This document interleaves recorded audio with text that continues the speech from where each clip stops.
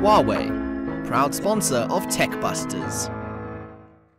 UCOS.com started as a Twitter feed for a small church and ran an operation of a few thousand users, but has since grown to a social media behemoth with some 10 million users across Nigeria and the world.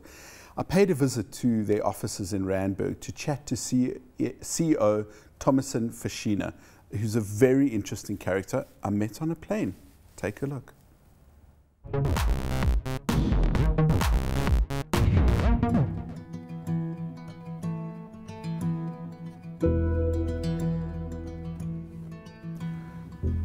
Nigeria is the most populous country in Africa with 170 million, so it's no surprise to Nigerians that there'd be a social network with 10 million people.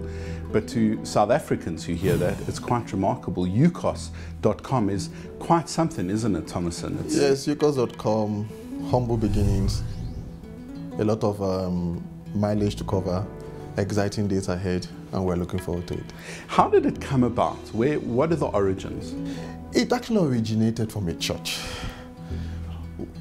A church that I also belong to, Christ Embassy. We were using Twitter for prayers, and we decided that if we could have so many, by the time we were using Twitter, we had grown to about 1 million on Twitter. And we decided that if we could have so many on Twitter, why don't we just have our own unique, bespoke social networking platform and use it for what we were doing. Then we created UCOS, and we saw the opportunity to make it open to everybody. And it's just grown from that, and it's more than just a social network in the pure Twitter sense. You can post blogs, you can share pictures. It's very community driven, isn't it? Yeah, we moved from being a micro-blogging where you could share limited information to a full-blown social network where you can blog, you can share videos, you can share photos, and the community keeps growing. And it's more than just a platform for the religious leaders to speak to. Right now, it's open to everybody. It's open to everybody. Yes, the church continues to be a very significant part of it. Christians find it a comfortable place to be in.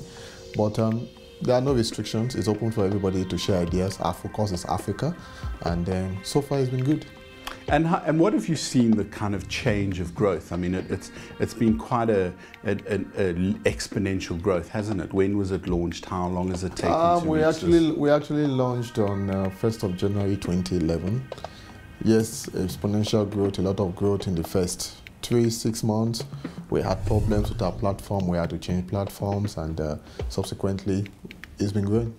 It's really good, and the underlying technology, perhaps you can explain a little bit of what it is that people can do on UCOS.com. What you can do on UCOS.com is share, connect, and play. We call it that. We say UCOS, share, connect, and play. You can share information, you can share thoughts, you can share ideas, you can share anything. You can either put out a status update to share, you can put out a blog to share thoughts and ideas, you can load a photograph or video to share with other like-minded people. And you can create communities and bring your world onto UCOS and share from there and create fun. So it's a platform that is open to everybody. We like to keep it clean, and it's a user-regulated platform, so anybody that is not comfortable with anything coming up can report it as abuse, and we investigate it, and if it does not meet our stated terms and conditions, then we can take actions on such content. UCOS is not just an online community, it's a functioning business. Tell us a little bit about that. Yes, it's a business. We took a decision to commercialize it. Like I said, it started in a church, and it was a platform for a church, and we saw the advantage and opportunity that it pertains, and we decided to commercialize it about 3-4 years ago, and we've been doing well. We decided to launch adverts, so today we can have adverts both on our desktop and mobile platforms. UCOS is available on desktop, mobile web, and various platforms, and we launched adverts on it. We are also looking at various initiatives in terms of virtual merchandising and a couple of other opportunities that we're looking into, including money transfers. But those are things that are in the pipeline. But today, adverts is not yet there. We still rely a lot on our shareholders for funding, but the trajectory is good. Does having a background or an origin in a church give you greater credibility?